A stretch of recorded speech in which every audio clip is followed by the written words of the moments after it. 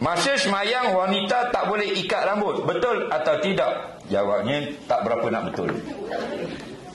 Yang betulnya, mana-mana orang yang ikat rambut, laki-laki, okey, laki-laki yang ikat rambut, bila sampai nak solat, sunat dia buka ikatan rambutnya.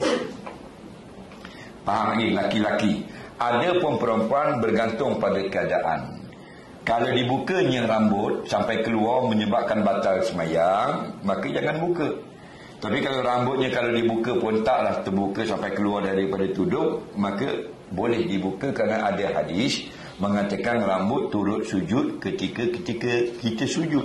Jadi bila terikat dia tak dapat sujud bersama. Itu dia cerita dia, asal hadisnya. Okey, jadi orang laki-laki yang rambut panjang diikat rambutnya.